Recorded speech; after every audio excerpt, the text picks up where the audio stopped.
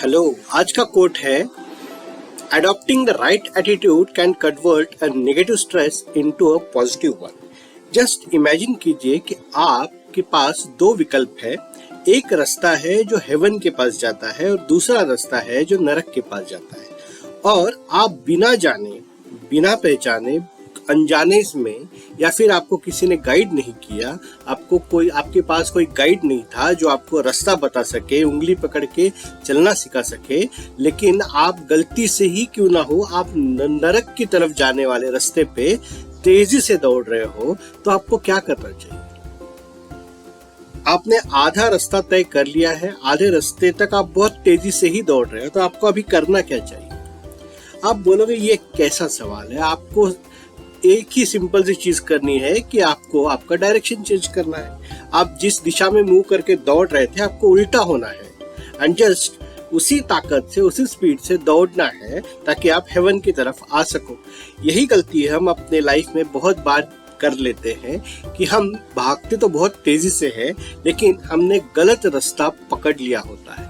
और जब भी हमें इसका एहसास होता है कि हमने गलत रास्ता पकड़ लिया, बजाय इसके कि हम अपनी दिशा बदले, हम अपना मुंह सही दिशा की तरफ करके पीठ गलत दिशा को दिखाए, उसके बजाय हम ये करते रहते हैं कि नरक का रास्ता कैसे अच्छा था, किसकी गलती के कारण मैं यहाँ पे आया, किसने मुझे यहाँ पे ढकेल दिया।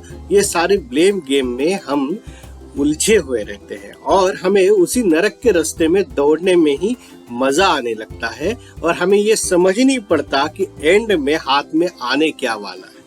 हम उसमें भी इतनी बेवकूफी करते हैं, उसमें भी इतनी बेवकूफी से ये सोचते हैं कि क्या पता शायद एंड में जाके स्वर्ग निकल आए, एंड में पता चले कि अप्सरा नाच रही है, लेकिन ऐसा होता नहीं है। ये जिंदगी है और जिंदगी का कड़वा सच यही है कि अगर आप नरक के रास्ते तेजी से भाग रहे हो तो आपके नसीब में नरक ही आएगा।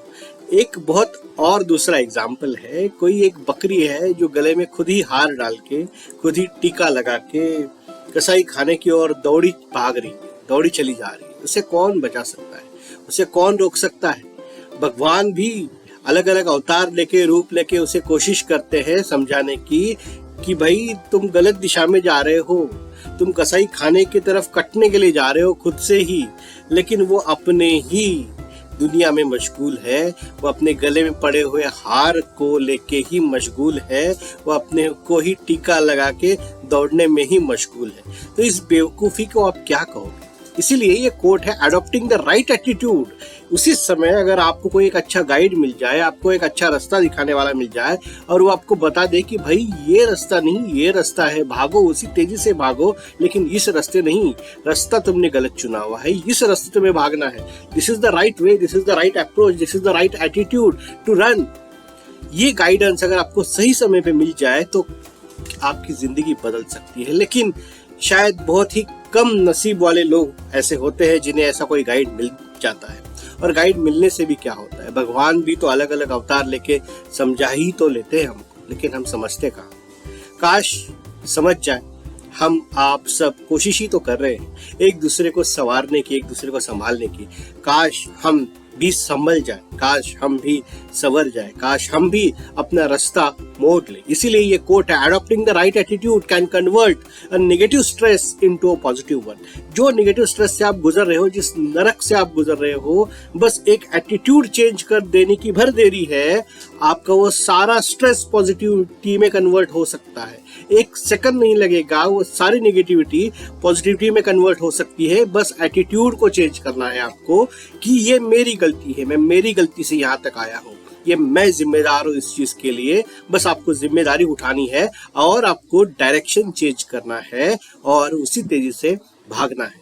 होप ये कोट का एक्सप्लेनेशन आपको, मुझे जिंदगी में आगे बढ़ने के लिए सहारा देगा। Thank you.